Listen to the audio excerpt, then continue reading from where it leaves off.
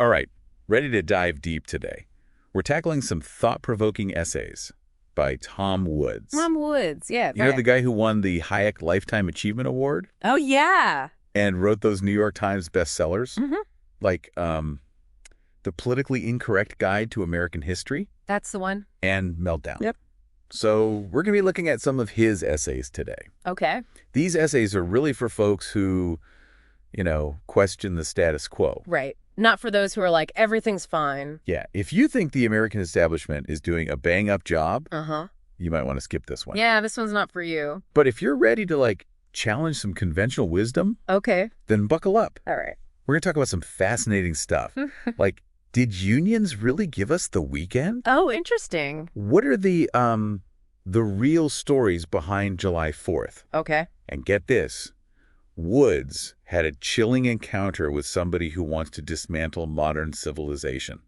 Oh, wow. That sounds intense. Yeah. We'll also touch on some other really intriguing stuff, Yeah. like his critique of Disney's Hall of Presidents Oh, yeah, that's a good one. as like a propaganda machine. It's wild. Yeah. Okay, so let's jump right into this whole debate about capitalism versus unions. Okay. Woods argues in one of his essays that it wasn't unions that got us better working conditions and things like the weekend. Right. It was actually capitalism. Yeah, I've heard him talk about that. So his argument basically is that as societies get more capital Mm-hmm. and become more productive, that creates the wealth that allows for more leisure time and better working conditions. It's not about like businesses suddenly becoming nice, Right, exactly. just how the economics work out. Right, yeah. Makes sense. And he even brings up this example I found it really surprising about sweatshop workers. Oh, yeah. What about that? So he points out that often when sweatshop workers are given the choice, they'll actually choose higher wages over, improved working conditions. Interesting. So it's not always as simple as we think. Not at all. Especially in, developing economies. Yeah. This really challenges that narrative that we always hear. The evil corporations narrative. Yeah, exactly. Yeah. So how do you think this historical perspective should inform the debates we're having today? About stuff like minimum wage and worker benefits. Well, it makes you wonder if those simplistic solutions are really the best approach. Yes. If we just force higher wages or benefits before the economy is really ready, are we helping or hurting? Good point. It's a complex issue. Definitely makes you think twice about those easy answers. Yeah. Okay, let's move on to July 4th. Okay. Everyone knows the slogan, no taxation without representation. Oh, Right. But Woods argues there's this much deeper meaning behind the holiday. Like what? Well, he says there are these three core principles that were central to the colonists, to how they envisioned this new nation. Interesting. Local self-government, the right to secede, and strict constitutional interpretation. Oh, okay. And these are ideas that really challenge how we think about government today. Especially that balance between states and the federal government. Exactly. Wow. Can you explain a little more about what strict construction means? Sure. Basically, it means sticking to the original meaning of the Constitution. Okay. Instead of viewing it as some kind of living document that changes with the times, Right. which has huge implications for, debates about things like federal overreach or the role of the Supreme Court. So how do you see this principle playing out and the issues we're dealing with today? Let's take gun control, for example. Well, someone arguing for strict construction would probably say the Second Amendment is pretty clear, right? It protects the right to bear arms. Any attempt to restrict that right goes against what the Constitution intended. But someone with a more flexible view might argue that we need to understand the Second Amendment in today's context, Exactly. with all the concerns about gun violence. Right. So it's not just a historical debate. It's a live one. Yeah. With real consequences. Okay, now let's talk about this encounter Woods had that really gave me chills. Oh, yeah. The one with the green anarchist. Yeah. What was that all about? So this person basically believes that modern civilization is unsustainable and harmful to the planet. To the point where they advocate for going back to a more primitive way of life. Wow. And Woods really pushes back on this idea. Yeah, I can imagine. He talks about all the progress we've made, the things we take for granted. Right, like modern medicine. Exactly. Technology. Yeah. He even criticizes the lack of original thought in that conversation.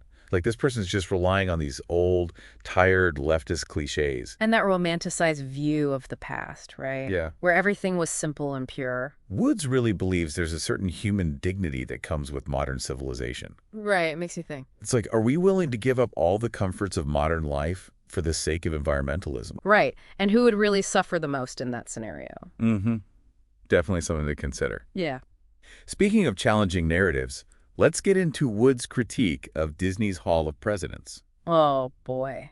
He doesn't pull any punches there, does he? No, he calls it out as a straight-up propaganda machine. A sanitized version of American history. Yeah, and he uses specific examples to back that up. Okay, like what? Well, he talks about how the American Revolution is portrayed as just a fight to choose our own leaders. Oversimplifying it a bit, don't you think? Yeah. There was so much more to it than that. Exactly. It completely misses that deeper desire for, self-government and limited government. Right, the principles behind it. And then there's his issue with how Andrew Jackson and the nullification crisis are presented. Oh, yeah, what about that? The show tries to link them to slavery, but Woods argues that's just wrong. It's more about state sovereignty and resisting federal overreach. Exactly. Yeah. And when it comes to Lincoln, what does he say about Lincoln?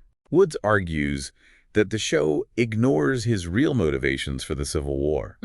It paints this sanitized picture of him as this hero who just wanted to end slavery. Interesting. And he goes on to criticize how other presidents are portrayed. Like who? Like Theodore Roosevelt, FDR, LBJ. Okay.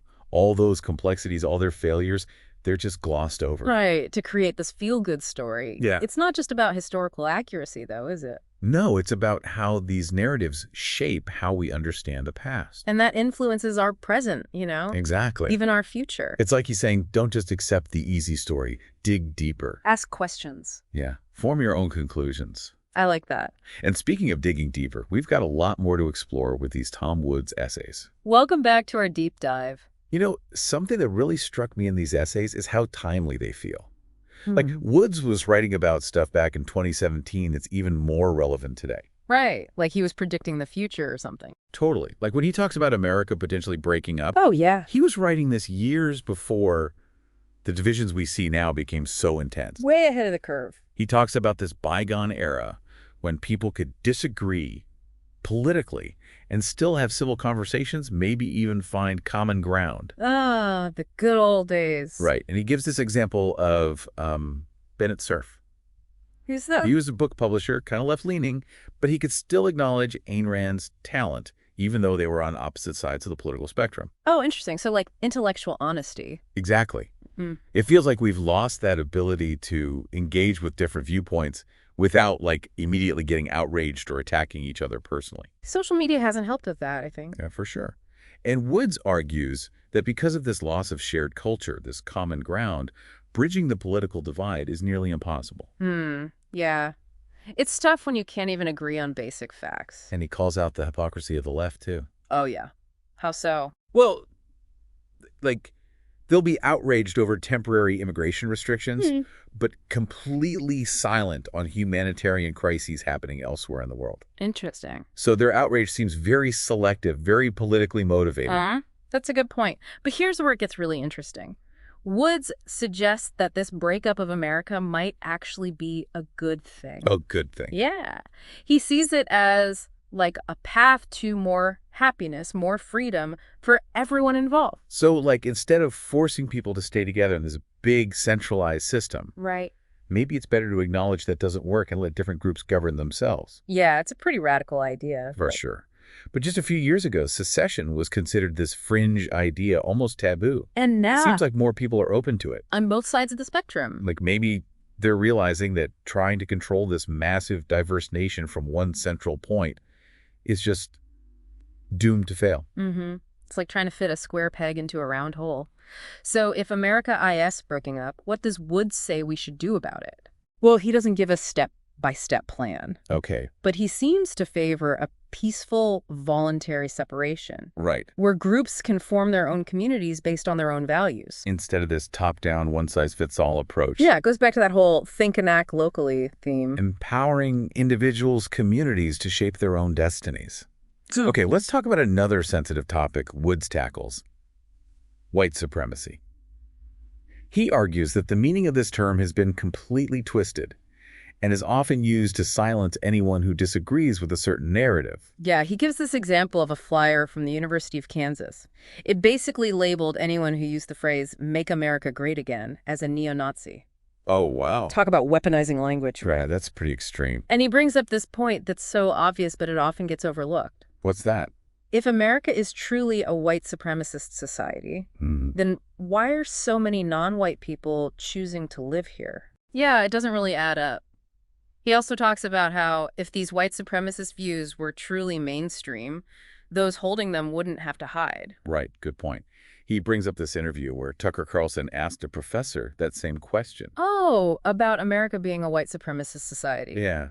And, the professor's response basically boiled down to, it's still a white supremacist system, but without any real evidence to back it up. Just asserting it as facts. Exactly. And it's frustrating because these accusations are often thrown around without any nuance, without any attempt to even understand the other side's perspective. Woods compares it to this character from Hitchhiker's Guide to the Galaxy, Wonka the Sane. Wonka the Sane. Yeah, he built this house and declared the whole world, except for his house, an asylum. Oh, I get it. Like, if you want a rational, honest discussion, you need to step outside of that asylum. Find your own space where you can think freely. Exactly. And that's what these essays are all about. Okay, let's shift gears to education. Woods has a lot to say about the state of modern schooling, especially when it comes to promoting intellectual freedom. A topic close to his heart, for sure. He shares this story about recommending his book, Education Without the State, to someone on Twitter. Uh-oh. And this person immediately dismissed it without even reading it. It's amazing how people can be so closed-minded. Right. The argument was that not everyone can afford private school or homeschooling. As if the government's massive tax burden doesn't contribute to that. Exactly. And Woods points out that millions of people in developing countries manage to pay for private education. It's about priorities, right? And then there's the classic argument, parents can't teach physics. Yeah, I've heard that one, as if homeschooling families are just stuck with whatever their parents know. Woods calls him out on that too. He's like, are you kidding? We have the internet now. Oh. He mentions the Ron Paul curriculum as a model that really empowers students. Oh, interesting. So it's about challenging that traditional top-down approach to education that, stifles creativity and critical thinking. Woods sees government-run schooling as this major obstacle to intellectual freedom. More like a tool for indoctrination, right? Exactly. It's about taking control of your own education and empowering parents and students to choose what they learn and how they learn it. Okay, in another essay, Woods dives into this idea of tacit consent. Okay, what's that all about? It's often used to justify government authority. But Woods thinks it's ridiculous. Why? Well, imagine buying a house or a car based on a tacit agreement. No contract, no clear terms, nothing. Yeah, that would be crazy. But somehow, when it comes to government, this entity that can take our money and send us to war, we're just supposed to accept that we've consented to be ruled. Just by existing. Right. Woods traces this idea back to those Enlightenment thinkers who were trying to, square the circle of individual liberty and government power. It's like they couldn't admit that government inherently means some people ruling over others, often without their genuine consent. And Woods also challenges this idea that just because you benefit from living in a certain country, that means you've consented to its government. That's a good point. By that logic, were people in Stalinist Russia obligated to support that regime? Just because they, benefited from some government services. Exactly. He brings up this funny story about a guy who was criticizing his views on the social contract, but couldn't actually explain how we supposedly consented to be governed. Yeah. When pressed, the guy just said, well, we granted Congress the power to tax us. Avoiding the real question. Totally. And it shows how ingrained this blind obedience to authority has become. It's like we're not even supposed to question it. A dangerous mindset. All right, let's switch gears and talk about Woods' personal experiences with criticism. He's definitely not shy about challenging the status quo, and that's gotten him into some hot water. He tells this story about his book, The Politically Incorrect Guide to American History. Oh, yeah. And the backlash he faced when it came out. I can imagine. That book was pretty controversial. Yeah, he was attacked by, everyone. From both sides, I bet. Exactly. Neoconservatives, those so-called libertarian lates. Wow, even his own side was against him. Yeah, because he was so anti-war and defended ideas like nullification. He was a threat to the establishment narrative, both on the left and the right. He says he was terrified at the time, thought his career might be over. What did he do? Well, instead of giving in, he just kept writing, speaking, building his platform. Good for him. Don't let the bullies win. And it paid off. The book became a New York Times bestseller. His audience kept growing. He even got to, publicly debate and dismantle his critics' arguments. Oh, that must have felt good. It's a reminder that you shouldn't be afraid to stand up for what you believe in, even when it's unpopular. Especially when it's unpopular. And it also shows the power of building your own platform, connecting directly with your audience. Okay, I gotta tell you about this funny exchange Woods had with someone who told him, if you hate government so much, why don't you just move to Somalia? Oh, the classic love it or leave it argument. What did he say to that? So Woods, being Woods, comes back with these factual points that totally destroy their argument. He's like, Somalia's had a government since 2012, and that by some measures, the country was actually better off during its stateless period. That's a mic drop moment right there. I know, right? He even references the work of this economist, Peter Leeson, who's studied stateless societies and found that they often function pretty well. Wow, so it's not just theoretical, there's actual research on this. Exactly. It shows that he's not afraid to engage with his critics and challenge their assumptions, even in a humorous way. It's like he's using humor to, slip in some serious intellectual points. Yeah, brilliant. It also highlights that we should be questioning those assumptions we have about government, like that it's always necessary for order and stability. Yeah, maybe things aren't so simple. Food for thought, for sure. Man, we've covered so much ground today with these Tom Woods essays. Yeah, it's been a real whirlwind. I mean, from economics to history to, cultural issues. It's been a deep dive, for sure. And he doesn't shy away from controversy, does he? No, not at all. So I'm curious what really stuck with you from all of this? That's a good question. One thing that keeps coming back to me is that idea of individual empowerment. Yeah, that's definitely a strong theme in his work. He really emphasizes taking responsibility for your own life, not just waiting for the government to fix everything. It's about thinking critically, being proactive, charting your own course. Exactly. And it's not just about going it alone either. Right. It's about finding those communities, those networks of like-minded people who share those values of self-reliance and freedom. Like his private Facebook group, right? Yeah. And the Mises Institute. Liberty Classroom. All those outside the asylum spaces. Exactly. Where you can have those honest conversations, challenge the mainstream narratives, and build something new. And speaking of narratives, that's another big takeaway for me. Understanding how those narratives are shaped and who benefits from them. Oh, totally. Remember the Disney Hall of Presidents example? Oh, yeah. History gets presented in this super sanitized way, Or like a fairy tale version of America. Exactly. And it's not just Disney. It's happening everywhere. The news media, education, even on social media. We're constantly being bombarded with these narratives that are trying to manipulate us, so we got to be careful, right? Yeah, Woods is really pushing us to develop that critical thinking, to question everything, to dig deeper and find different perspectives before we form our own opinions. He believes truth comes from open debate, not from censorship or silencing people we disagree with. Right, and that's something we should all strive for, I think. Okay, before we wrap things up, I want to circle back to something that really got me thinking.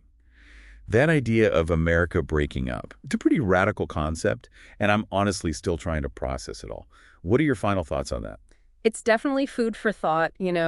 Woods isn't necessarily calling for some violent revolution or anything like that. Right, it's not about chaos. He's more focused on the potential benefits of a more peaceful, voluntary separation, where people with shared values can form their own communities, their own systems of governance. So it's not about clinging to this idea of a unified nation no matter what, even when it means sacrificing individual liberty. Exactly. It's about recognizing that diversity of thought and lifestyle isn't inherently a bad thing. Yeah. And maybe different groups would actually be happier and more prosperous if they were free to create their own societies based on their own beliefs. It's a really interesting idea, and it definitely challenges how we usually think about nationhood. For sure. Now, before we go, I want to leave you with one final thought from these essays that really stayed with me. Woods talks about how back in the late 60s, when Murray Rothbard, this prominent libertarian thinker, was asked how many libertarians there were in the world. His answer, 25. 25. Yeah, imagine that. But here's the amazing part. Rothbard didn't let that stop him. He kept writing, teaching, spreading his ideas. And look at where we are today. Millions of people identify as libertarians now. It's incredible. It just goes to show how powerful ideas can be. Even if you feel like you're the only one who sees things a certain way, don't give up. Keep speaking your truth. Keep sharing your ideas, because you never know who might be listening. You might be that one voice that sparks a whole movement. Yeah, like a ripple effect. Exactly. And that's what I love about these Tom Woods essays. Me too. They're a reminder to keep thinking critically, keep challenging the status quo, and to never underestimate the power of your own voice. So to all you deep divers out there, keep digging, keep exploring, keep questioning, and we'll catch you on the next deep dive.